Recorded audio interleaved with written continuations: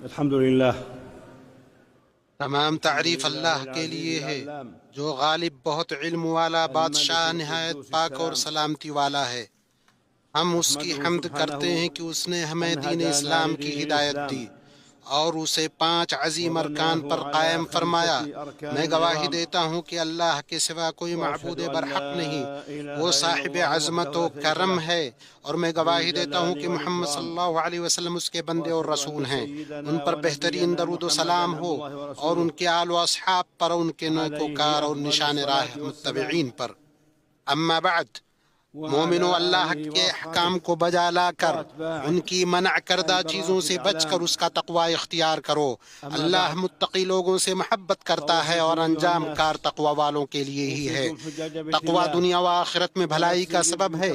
فرمان باری تعالی ہے، تقوی والوں کے لیے ان کے رب تعالی کے پاس جنتیں ہیں جن کے نیچے نہریں بہہ رہی ہیں، جن میں وہ ہمیشہ رہیں گے، اور پاکیزہ بیویاں اور اللہ تعالی کی رضامندی ہے، اور اللہ بندوں کو دیکھ رہا ہے۔ اور اللہ نے فرمایا، اگر ان بستیوں کے رہنے والے ایمان لے آتے اور پرہیزگاری کرتے تو ہم ان پر آسمان اور زمین کی برکتیں کھول دیتے۔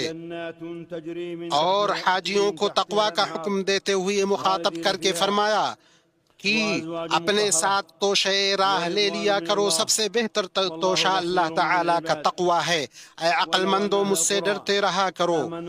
اور تمام مخلوقات کو تقوی کی بنیاد پر تعاون کرنے کا حکم دیا، اور فرمایا نیکی اور پرہیزگاری میں ایک دوسرے کی امداد کرتے رہو، گناہ اور ظلم و زیادتی میں مدد نہ کرو، اللہ تعالیٰ سے ڈرتے رہو، بے شک اللہ تعالیٰ سخت سزا دینے والا ہے۔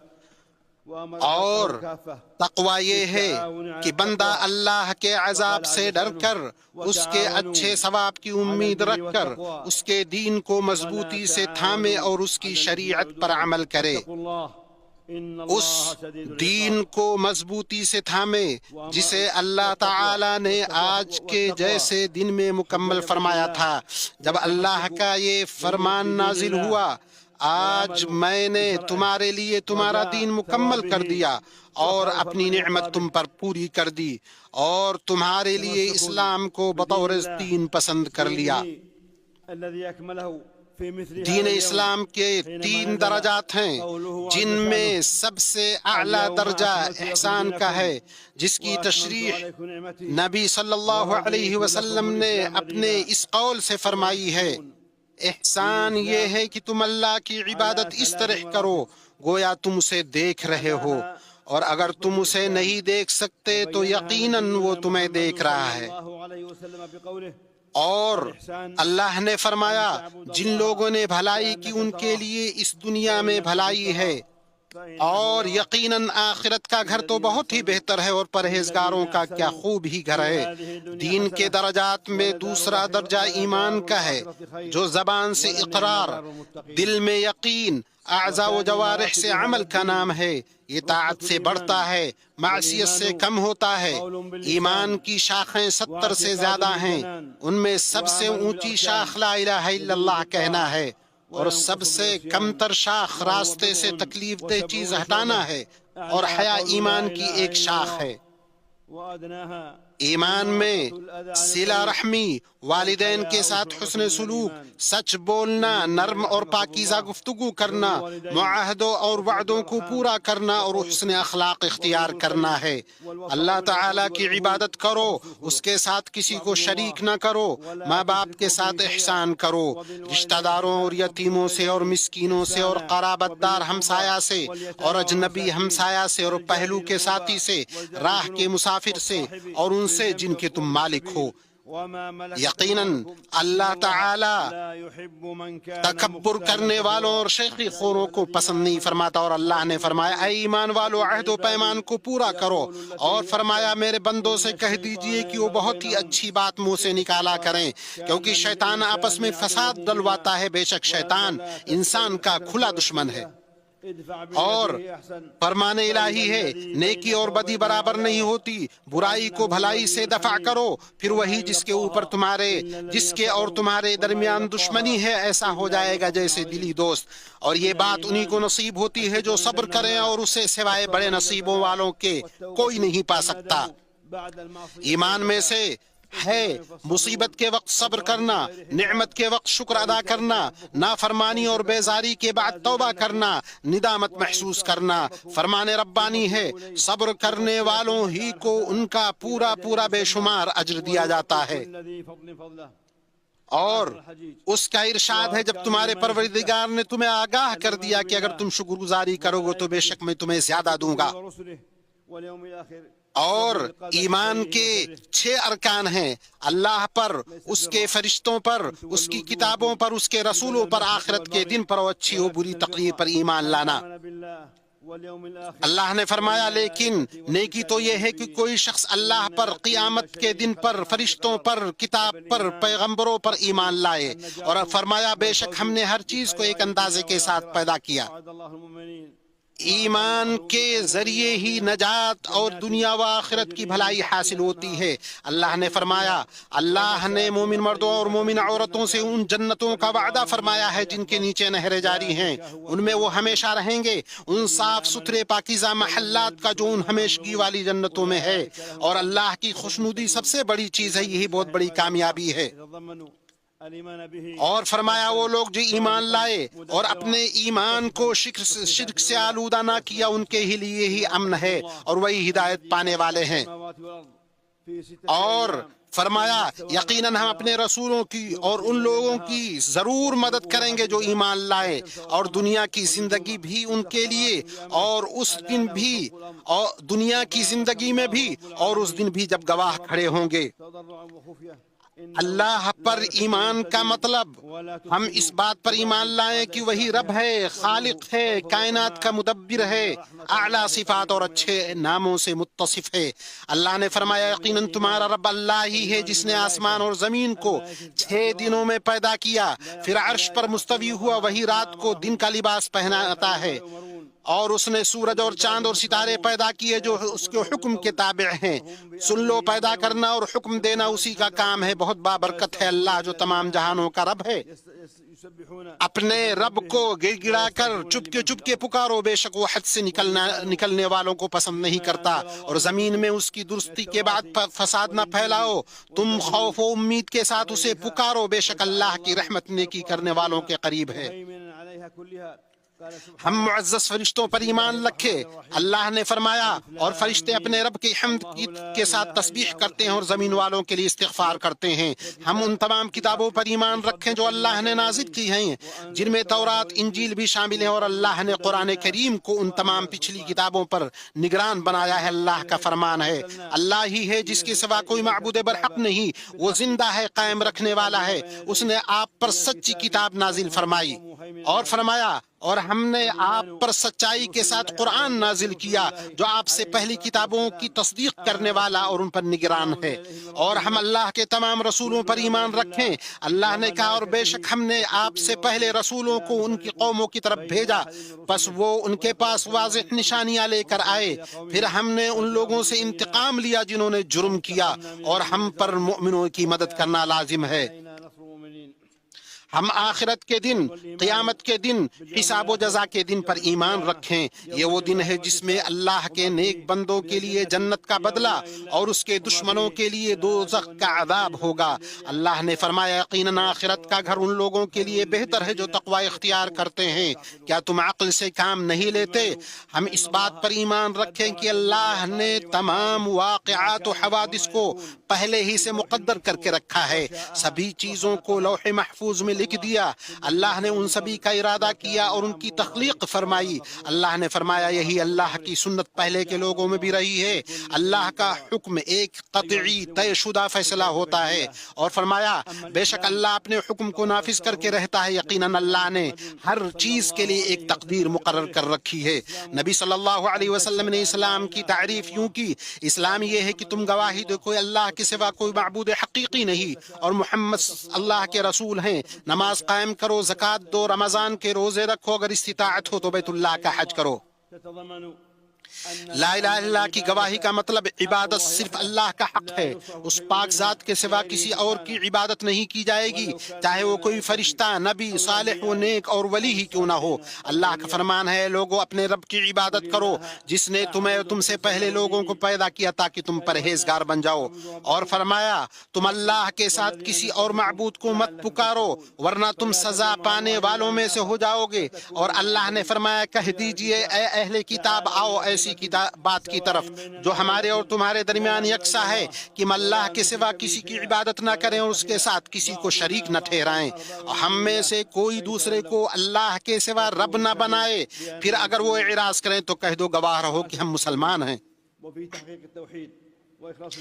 اسی میں نفس کی عزت ہے اور اس کی انکساری صرف اللہ کے لیے ہے۔ اللہ نے فرمایا اگر تم کو اللہ کوئی تکلیف پہنچائے تو بجز اس کے کوئی اور اس کو دور کرنے والا نہیں، اور اگر وہ تم کو کوئی خیر پہنچانا چاہے تو اس کے فضل کو کوئی روکنے والا نہیں، وہ اپنا فضل اپنے بندوں میں سے جس پر چاہے نچھاور کر دے، وہ بڑی مغفرت اور بڑی رحمت والا ہے۔ اور محمد الرسول اللہ کی گواہی دینا اس بات کا متقاضی ہے کہ آپ صلی اللہ علیہ وسلم کے حکم کی اطاعت کی جائے، آپ کی باتوں کی تصدیق کی جائے، اپنے رب کی عبادت میں آپ کے طریقے پر چلا جائے۔ چنانچہ اللہ کی عبادت صرف انہی چیزوں سے کی جائے جنہیں اللہ کے رسول صلی اللہ علیہ وسلم لے کر آئے۔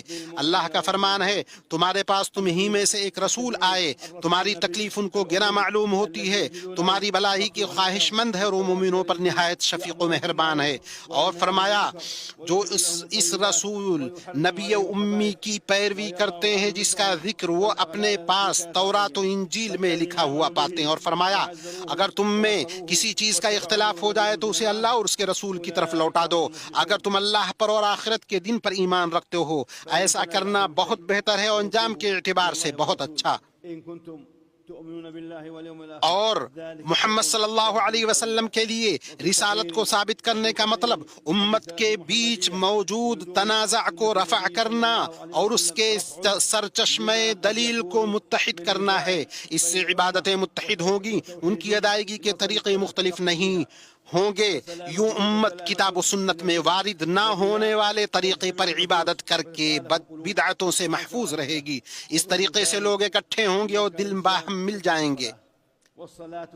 اسلام کے ارکان میں سے دوسرا رکن نماز قائم کرنا تاکہ وہ بندے اور اس کے رب کے درمیان رابطے کا ذریعہ ہو، اس کی نجات اور وقت کی تنظیم کا سبب ہو، بندے کے احساس کا ذریعہ ہو کہ اس کا رب اسے دیکھ رہا ہے، اس سے وہ بڑے کاموں اور ذمہ داریوں کو انجام دینے کی ٹریننگ پائے گا۔ نماز میں ظاہر و باطن کی طہارت اور معنوی و حسی طہارت ہے۔ باجماعت نماز سے سماج میں ہم آہنگی ہوتی ہے اور لوگوں میں باہمی محبت پیدا ہوتی ہے۔ اللہ نے فرمایا نمازوں کی حفاظت کرو، بالخصوص درمیان والی نماز کی، اور اللہ تعالیٰ کے لیے با ادب کھڑے رہو۔ اور اللہ کا فرمان ہے بے شک نماز مومنوں پر مقررہ وقتوں میں فرض ہے، اور اللہ کا فرمان ہے یقیناً نماز بے حیائی و برائی سے روکتی ہے۔ اللہ کا فرمان ہے یقیناً ایمان والوں نے فلاح حاصل کر لی جو اپنی نماز میں خشوع کرتے ہیں۔ اور فرمان ربانی ہے اے ایمان والو جب تم نماز کے لیے اٹھو تو اپنے منہ کو، اپنے ہاتھوں کو کوہنیوں سمیت دھو لو، اپنے سروں کا مسح کرو، اپنے پاؤں کو ٹخنوں سمیت دھو لو، اگر تم جنابت کی حالت میں ہو تو غسل کرو۔ اور فرمایا دن کے دونوں سروں میں نماز قائم کرو، رات کی کئی ساعتوں میں بھی، یقیناً نیکیاں برائیوں کو دور کرتی ہیں۔ یہ نصیحت ہے نصیحت پکڑنے والوں کے لیے۔ اسلام کے ارکان میں سے ہے کہ جو مال انسان کماتا ہے اس میں سے ایک حصہ مخصوص مصارف میں زکوٰۃ دینا، جس سے معاشرے کا نفع ہوگا، معیشت کی رفتار بڑھے گی۔ بخیلی، کنجوسی، انانیت سے نفسوں کی پاکی ہے، خرچ کرنے نوازنے پر نفس کی تربیت ہے، اس سے ضرورت مندوں کی خبرگیری ہوتی ہے، سماجی رشتے مضبوط کیے جاتے ہیں، معاشرے کے افراد باہم ایک دوسرے سے جڑتے ہیں جس سے محبت پیدا ہوتی ہے، الفت پنپتی ہے، سماجی ہم آہنگی حاصل ہوتی ہے۔ اللہ کا فرمان ہے اور زکوٰۃ دیتے رہا کرو، جو کچھ بھلائی تم اپنے لیے آگے بھیجو گے سب کچھ اللہ کے پاس پالو گے، بے شک اللہ تعالیٰ تمہارے اعمال کو خوب دیکھ رہا ہے۔ اور اللہ کا فرمان ہے میری رحمت تمام اشیاء پر محیط ہے، تو وہ رحمت ان لوگوں کے نام ضرور لکھوں گا جو اللہ سے ڈرتے اور زکوٰۃ دیتے اور ہماری آیتوں پر ایمان لاتے ہیں۔ اور اللہ کا فرمان ہے صدقے صرف فقیروں کے لیے ہیں، مسکینوں کے لیے ہیں، ان کے وصول کرنے والوں کے لیے، ان کے لیے جن کے دل پرچائے جاتے ہیں، اور گردن چھڑانے کے لیے، قرض داروں کے لیے، اللہ کی راہ میں اور راہ رو مسافروں کے لیے ہے۔ اور چوتھا رکن ماہ رمضان کے روزے ہیں، جن سے صبر، شہوتوں سے لڑنے، مسکینوں کی ضرورت کے احساس کا نفسوں کو عادی بنایا جاتا ہے، ان کی تربیت کی جاتی ہے کہ وہ بری عادتوں سے نکلے، ان سے دل میں دنیا کی محبت کا غلبہ کم ہو جاتا ہے، ان میں تواضع اور جسموں کی صحت ہے۔ اللہ کا فرمان ہے ایمان والو، تم پر روزے رکھنا فرض کیا گیا جس طرح تم سے پہلے لوگوں پر فرض کیے گئے تھے، تاکہ تم تقوی اختیار کرو۔ گنتی کے چند ہی دن ہیں، لیکن تم میں سے جو شخص بیمار ہو یا سفر میں ہو وہ اور دنوں میں گنتی پوری کر لے۔ پھر فرمایا ماہ رمضان وہ ہے جس میں قرآن اتارا گیا، جو لوگوں کو ہدایت دینے والا، ہدایت کرنے والا ہے، اور جس میں ہدایت کی اور حق و باطل کی تمیز کی نشانیاں ہیں۔ پانچواں رکن حج ہے۔ اللہ تعالیٰ نے اپنے گھر کے حاجیوں کو اس کے مناسک ادا کرنے کی توفیق بخشی۔ حج آخرت کی یاد دہانی کراتا ہے، دلوں میں رب اور اس کے احکامات کی تعظیم راسخ کرتا ہے، ساتھ ہی انہیں تسلیم و رضامندی کے ساتھ قبول کرنے کی تعلیم دیتا ہے۔ حج میں جماعت کے ساتھ ہم آہنگ ہوا جاتا ہے، قربانی، نذر، فدیہ کے جانوروں کو ذبح کر کے کھانا کھلایا جاتا ہے۔ حج میں وقت کا احترام، نفع بخش چیزوں میں اس کا استعمال ہوتا ہے۔ اللہ نے فرمایا حج اور عمرے کو اللہ کے لیے پورا کرو، ہاں اگر تم روک لیے جاؤ تو جو قربانی میں میسر ہو وہ کر ڈالو۔ اور فرمایا حج کے مہینے مقرر ہیں، اس لیے جو شخص اس میں حج لازم کر لے وہ اپنی بیوی سے میل ملاپ کرنے، گناہ کرنے اور لڑائی جھگڑا کرنے سے بچتا رہے۔ بیت اللہ کے حاجیوں، رسول اللہ صلی اللہ علیہ وسلم نے پہلے خطبہ دیا، جمع و قصر کے ساتھ ظہر اور عصر کی نماز پڑھی، اس کے بعد عرفہ میں وقوف فرمایا یہاں تک کہ سورج غروب ہو گیا، پھر آپ مزدلفہ کے لیے روانہ ہوئے، وہاں 3 رکعت مغرب اور 2 رکعت عشاء کی نماز اکٹھی پڑھی اور رات گزاری یہاں تک کہ فجر کی نماز پڑھی، پھر وہاں اللہ کا ذکر کرتے ہوئے ٹھہرے رہے یہاں تک کہ خوب اجالا ہو گیا، پھر منا کے لیے روانہ ہوئے اور جمرہ عقبہ کو 7 کنکریاں ماری، پھر اپنی قربانی کے جانور ذبح کیے اور اپنا سر منڈوانے کے بعد پہلے مرحلے کے لیے حلال ہوئے، پھر کعبہ شریف گئے، اس کے 7 چکر لگا کر طواف افاضہ کیا، پھر آپ منا واپس آ گئے جہاں آپ نے تشریق کے 3 دن رات گزاری، جمرات کو کنکریاں ماری، آپ ہر دن 21 کنکریاں مارتے، پہلے جمرہ صغرا کو پھر جمرہ وسطیٰ کو کنکری مارتے اور ان دونوں کو کنکری مارنے کے بعد دعا کرتے، پھر جمرہ عقبہ کو کنکری مارتے۔ آپ نے 2 دن میں جلدی نکلنے کی اجازت دی ہے۔ اے مسلمانوں، آپ کا یہ دن فضیلت والا دن ہے جس میں اللہ تعالی جہنم سے گردنوں کو آزاد فرماتا ہے اور قریب ہو کر عرفہ میں ٹھہرنے والوں پر فرشتوں کے سامنے فخر جتاتا ہے۔ پس اللہ تعالی کی حمد و ثنا، ذکر اور دعا بکثرت کرو، کیونکہ یہ دعا کی قبولیت کے مقامات میں سے ہے۔ اللہ نے فرمایا اور تمہارے رب نے کہا مجھ سے دعا کرو میں تمہاری دعا قبول کروں گا۔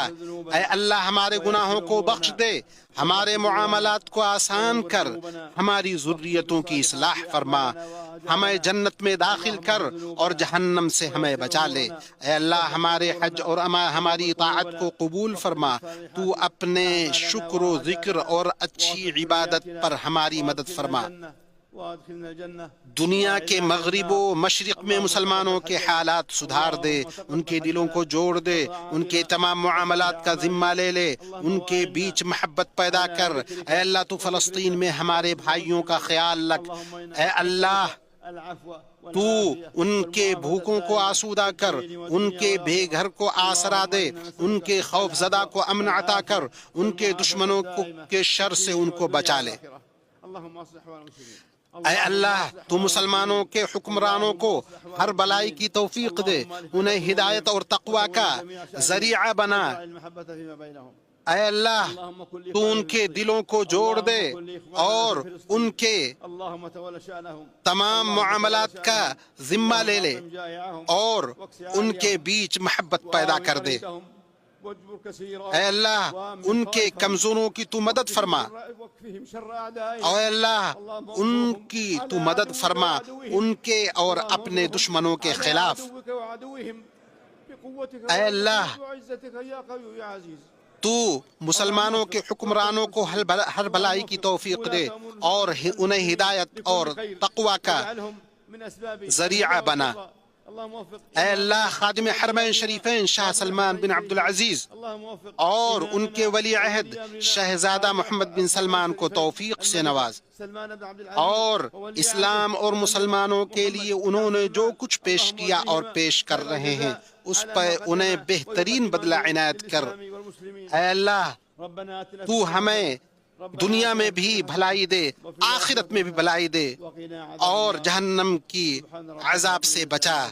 سبحان ربك رب العزة عما يصفون وسلام على المرسلين والحمد لله رب العالمين وصلى الله على نبيه الأمين۔